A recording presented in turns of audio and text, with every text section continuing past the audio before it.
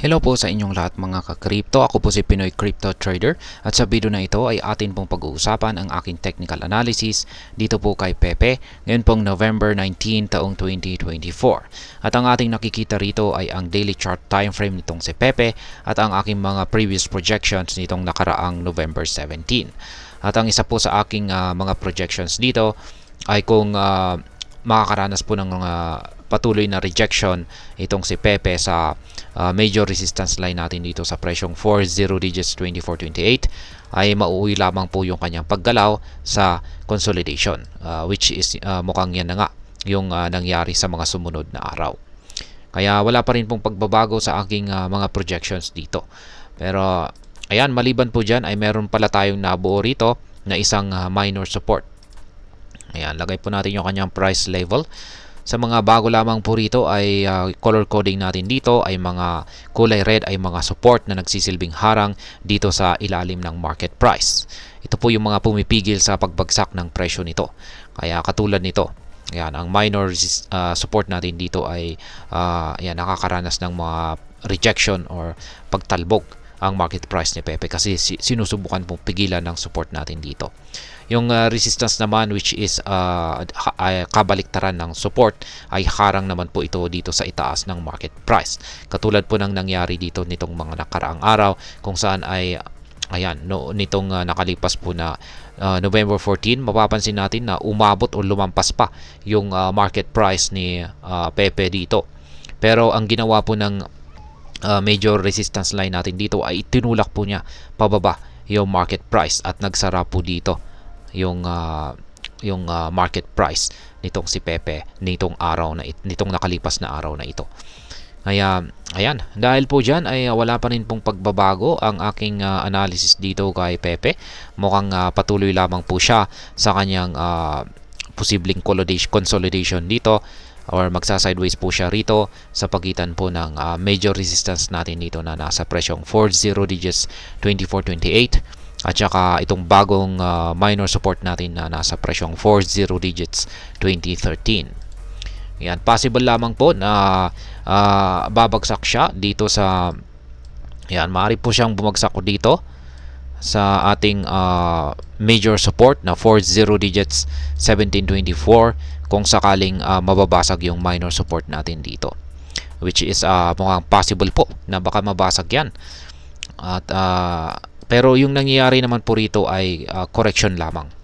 Ayan, possible po na kung hindi po siya dito magkakaroon ng correction, ay possible na baka dito siya mismo sa support, major support, magkaroon ng correction.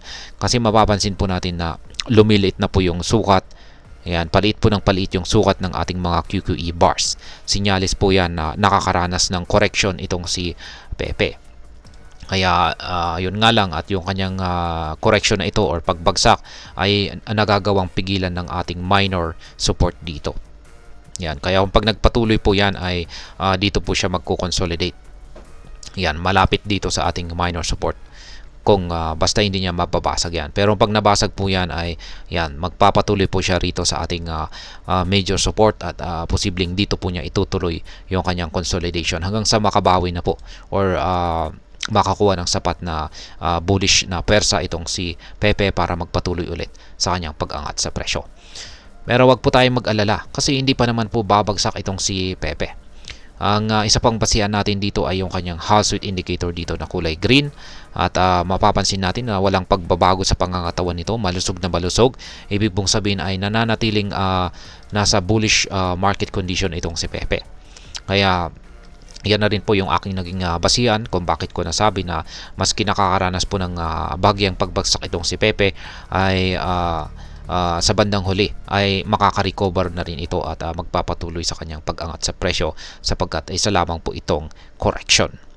Yan, kailangan po talaga yan para magpatuloy sa mas mataas na pag-angat ang presyo ni Pepe. Kaya yan na rin po yung madalas na sinasabi ng karamihang mga analyst. Yan, requirement yan. Yan, wala po yung talagang dire-diretso na umaakyat ang presyo. Requirement po talaga ang mga retracement at saka correction.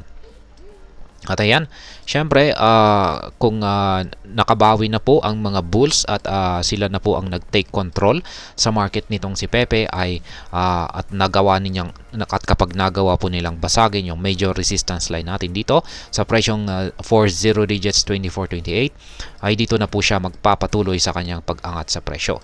At ang sunod po na target natin dito ay ang sunod na major resistance po dito sa 40 digits 35.65. Ayan.